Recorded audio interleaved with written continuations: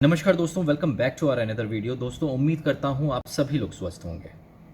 दोस्तों, आज का जो टॉपिक है वो कहीं ना कहीं बहुत गंभीर टॉपिक है और इस टॉपिक को मैंने इसलिए चूज़ किया बिकॉज ये अब टेंडेंसी हम सभी की लाइफ में बन चुकी है कि जब भी हमारे ऊपर कोई स्ट्रेस या डिप्रेशन हावी होता है तो कहीं ना कहीं हम बैड स्टेप लेते हैं। और जब हम बैड स्टेप लेते हैं तो वो हमारे साथ साथ हमारे परिवार के लिए या हमारे परिवार के फ्यूचर के लिए बहुत ज़्यादा हानिकारक हो जाता है। और मैं नहीं चाहता कि लोन की वजह से वो उससे फाइट बैक करने की बजाय उससे हार मानकर अपनी लाइफ को ख़त्म कर सके। दोस्तों, सुसाइड की टेंडेंसी बहुत ज़्यादा बढ़ गई है हिंदुस्तान के अंदर। उसके रीज़न्स बहुत अलग हैं, बट आज का जो रीज़न है वो कहीं ना कहीं लोन है। अब ऐसा होता है कि मिडिल क्लास बहुत ज़्यादा डिपेंडेबल होता है लोन के लिए। जब भी उसको अपनी क्षमता से ज़्यादा किसी चीज़ को परचेज़ करना होता है तो वो बैंक का सहारा लेता है या लोन का सहारा लेता है। अब लोन के लिए वो बैंक के पास भी जाता है और अलग अलग एप्लीकेशन के थ्रू भी लोन को अप्लाई करता है। हमें घर खरीदना होता है तो हम होम लोन का सहारा लेते हैं। एजुकेशन करनी होती है तो एजुकेशन लोन का सहारा लेते हैं। गोल्ड लोन का भी सहारा लेते हैं, बिजनेस लोन का भी सहारा लेते हैं। तो इस तरीके से अलग अलग कैटेगरीज में हम लोग लोन अपनी ज़रूरत के हिसाब से लेते हैं। हम उसको चूज़ भी इसी वजह से करते हैं बिकॉज कि हम उसको पे बैक कर सकें बैंक को, या जिससे भी लिया है, जिस लेंडर से भी लिया है, हम उसको दे सकें। दोस्तों, ये सब कुछ आधारित होता है हमारी इनकम के ऊपर। हम जॉब करते हैं या बिज़नेस करते हैं, हम अपनी इनकम को निर्धारित करके, इवन बैंक भी या जो लोन दे रहा है वो भी आपकी इनकम को देखकर, आपकी सेविंग्स को देखकर ही कहीं ना कहीं आपको लोन देता है। बट कभी कभी लाइफ में ऐसी सिचुएशन आ जाती है जहाँ पर हमारे पास इनकम नहीं होती है, या हमारी जॉब छूट जाती है, या हमारे बिजनेस में कहीं ना कहीं डाउनफॉल आ जाता है। तो उस कंडीशन में कहीं ना कहीं हमारे लोन्स हमारे लिए सिरदर्दी बन जाती है। और वो सिरदर्दी जब बनती है और धीरे धीरे जब एजेंट्स का, जो रिकवरी एजेंट्स का हरासमेंट होता है, तो और कहीं ना कहीं हम और डीप में डिप्रेशन के चले जाते हैं और वहाँ पर जाकर हम गलत डिसीज़न लेते हैं। गलत डिसीज़न के बाद कहीं ना कहीं हम सुसाइड करने का ही सोचते हैं।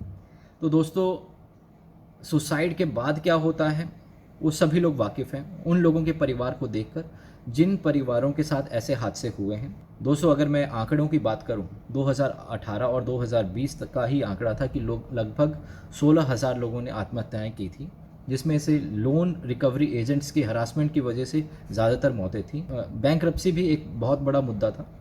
तो कहीं ना कहीं लोन लेने के बाद ऐसी सिचुएशन जब आती है, और वैसी सिचुएशन में अगर हमारे माइंड में नेगेटिव पॉइंट्स चल रहे हैं, आज हम उसी चीज़ के ऊपर बात करेंगे कि बैंक के अगर आप लोन नहीं चुका पा रहे हैं तो बैंक किस हद तक जाकर आपसे रिकवरी कर सकता है। आरबीआई ने आपको क्या पावर दिया हुआ है, इन बिटवीन आप किस तरीके से उन सब चीज़ों से ऊपर उठ सकते हैं। चलिए बढ़ाते हैं इस वीडियो को और एंड तक ज़रूर देखिएगा, दूसरों तक ज़रूर शेयर कीजिएगा। ये बहुत इंपॉर्टेंट वीडियो हो सकती है आप सभी लोगों के लिए, या आपके आसपास घटनाएं घट रही हैं उन लोगों के लिए। तो दोस्तों, जैसे कि मैंने आप लोगों को बताया कि हम सभी मिडिल क्लास कहीं ना कहीं आश्रित हैं लोन्स के ऊपर। दोस्तों, नॉर्मली होता क्या है कि जब भी आपका लोन नहीं चुका पाते तो आप डिफ़ॉल्टर कैटेगरी में आते हैं। जब डिफ़ॉल्टर की कैटेगरी में आते हैं तो यहाँ पर बैंक उसको बकेट लिस्ट में डाल देता है कि 0 to 30 डेज़ की बकेट होती है, 30 to 60 डेज़ की, और फिर 60 to 90 डेज़ की बकेट होती है।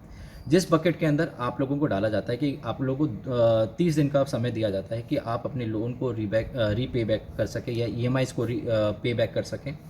तो अगर आप उस दौरान क्या होता है कि जो भी कॉल सेंटर चूज़ किया जाता है आपके बैंक के द्वारा, या जो ऑथराइज्ड वेंडर्स जो बैंक के द्वारा हायर किए जाते हैं रिकवरी के लिए, वो नॉर्मल आपको इंटीमेशन कॉल्स करते हैं जिसका फ़्लो उतना ज़्यादा नहीं होता, जिसमें बैंक ज़्यादा सीरियस कोई एक्शन नहीं लेता है, जहाँ पर आपको फ़ोन करके केवल इंटीमेट किया जाता है कि आपका लोन बकाया है, प्लीज़ आप उसको जल्दी से जल्दी पूरा करें। अगर आप तब भी उस पीरियड में भी नहीं कर पाते हैं तो बैंक आपको फिर सेकंड कैटेगरी में, सेकंड बकेट लिस्ट में डाल देता है, जो कि 30 डेज़ से 60 डेज़ के लिए होती है। इस बकेट लिस्ट में जाने का मतलब है कि आपका सिबिल अब धीरे धीरे ख़राब होने वाला है। आपका लोन अकाउंट जो है वो फ्लैग्ड अकाउंट में कन्वर्ट हो जाता है, जो कि अपडेट किया जाता है आरबीआई के पास भी, और बैंक भी अपने पास अपडेट कर लेता है। यहाँ पर कॉल फ्रीक्वेंसी बढ़ जाती है, जहाँ पर जो 10 दिन में एक बार कॉल आती थी पहले बकेट के अंदर, अब यहाँ पर 2 से 3 कॉल आती है और आपको डराया जाता है कि बैंक आपके साथ क्या क्या कर सकता है। अब बैंक क्या क्या कर सकता है इसके बारे में बाद में जानेंगे, बट अभी समझ लेते हैं कि वो क्या क्या डरा सकते हैं। वो आपको डरा सकते हैं कि आपके ऊपर क्रिमिनल ऑफेंस लग सकता है, वो डरा सकते हैं कि आपको जेल जाया जा सकता है, या वो डरा सकते हैं कि आपके पास रिकवरी एजेंट आएगा, बार बार आपको परेशान करेगा। तो इस तरीके की चीज़ें आपसे कही जाती हैं। लेकिन अगर आप तब भी नहीं दे पाते हैं, बिकॉज देखिए दोस्तों, कहीं ना कहीं हम सब लोगों की रिस्पॉन्सिबिलिटी है कि हमें लोन जो लिया है, जिसने हमारी मदद की है, जिस टाइम पर हमें ज़रूरत थी, वो बैंक ही था, या वो इंसान था जिस इंसान से आपने पैसे लिए थे, उसको पे बैक करना ज़रूरी है।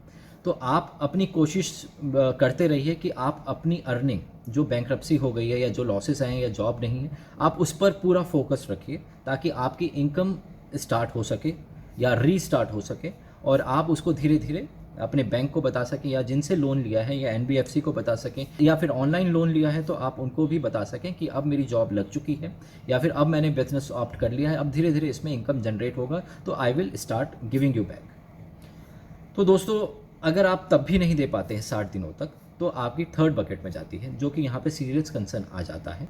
कॉल फ्लो बढ़ जाता है और यहाँ पर और ज़्यादा आपको डराया जाता है। कभी कभी कुछ ऐसे वेंडर्स होते हैं जो बैंक के द्वारा लिए जाते हैं, जहाँ पे बैंक को नहीं मालूम होता है, बट कहीं ना कहीं वो लोग आपको धमकाना स्टार्ट कर देते हैं। तो दोस्तों, यहाँ पर कहीं ना कहीं हम लोग फिर धीरे धीरे स्ट्रेस हमारे ऊपर हावी होता है। हम चाहते हैं कि वो आपकी जो कॉल आई है, आप कॉल उठाना बंद कर देते हैं, कि वो आपको ज़्यादा परेशान ना करे, आप ऑलरेडी परेशान हैं। तो यहाँ पर और चीज़ें क्या हो सकती है, हम इसके आगे चलते हैं। लेट्स सपोज कि आपकी थर्ड बकेट लिस्ट, यानी कि 90 दिन का भी टाइम पीरियड आपका ख़त्म हो चुका है। तो यहाँ पर अब बैंक क्या कर सकता है? जब बैंक नॉर्मली आपको अब यहाँ पर कोर्ट का सहारा लेता है और वो आपको नोटिस प्रोवाइड करता है। नोटिस प्रोवाइड करने से पहले अब आपके लोन अकाउंट को वो एनपीए अकाउंट के अंदर कन्वर्ट कर देता है, जो कि नॉन परफॉर्मिंग एसेट के अंडर में कन्वर्ट कर देता है। अब यहाँ पर वो आपके ऊपर चार्जेस लगा सकता है सेक्शन 138 के तहत, जिसके अंदर आपको चेक बाउंसिंग, क्योंकि जब आप लोन लेते हैं ऑफलाइन तो कुछ चेक्स भी आप साइन करके बैंक को देते हैं, जो कि वो लगाता है और वो बाउंस करता है, और उसके ऊपर आपके ऊपर वो कार्रवाई कर सकता है। दूसरा जो नोटिस भेज सकता है वो लोन रिकॉल नोटिस है। इसके अलावा वो डिमांड लीगल नोटिस भी आपको इशू करवा सकता है। अगर ये नोटिस आ जाती हैं और आप डिफ़ॉल्टर प्रूफ हो जाते हैं कोर्ट की नज़र में, तो कोर्ट आपको ज़्यादा से ज़्यादा 2 साल की सज़ा दे सकता है।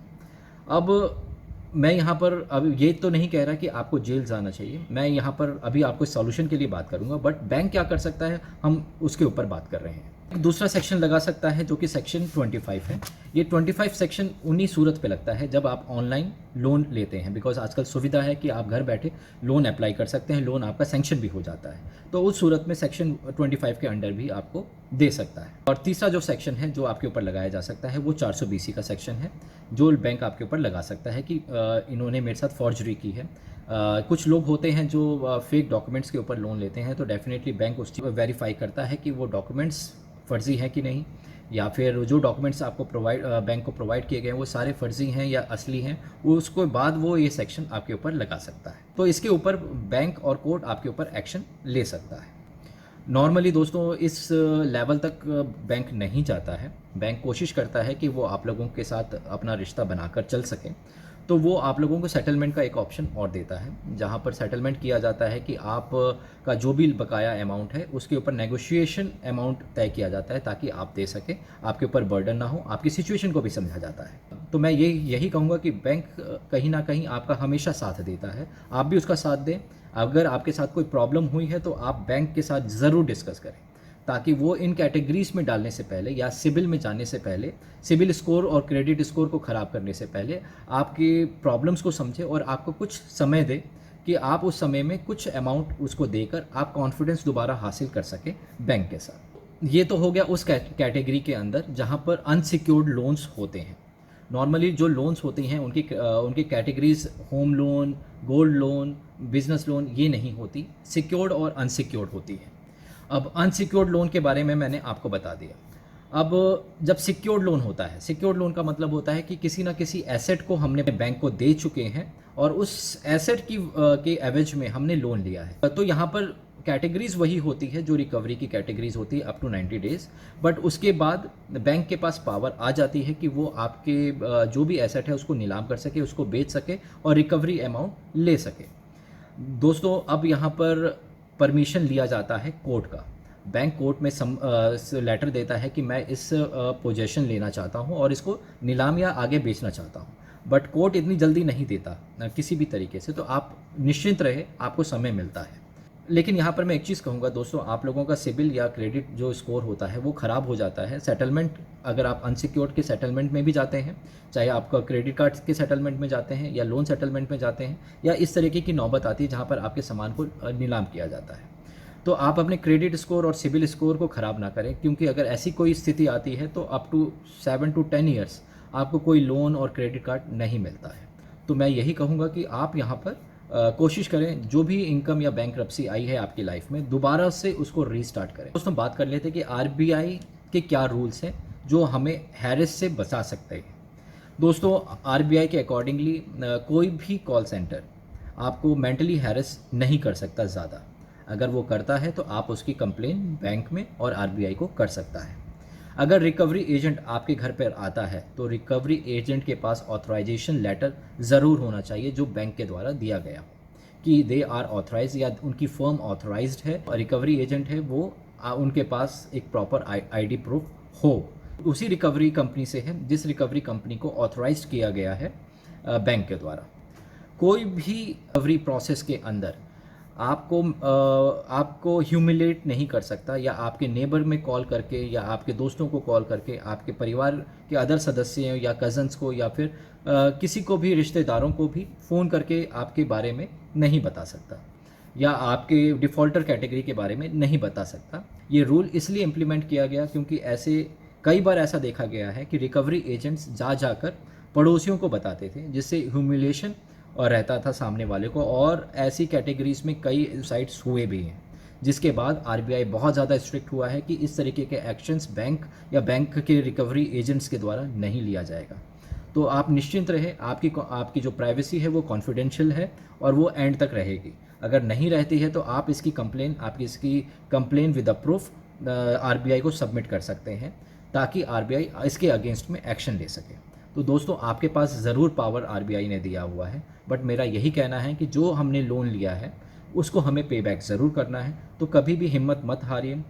आज की दौर में बहुत ऐसे साधन हैं जहां पर आप अपना बिजनेस दोबारा से स्टार्ट कर सकते हैं, या जॉब दोबारा से देख सकते हैं।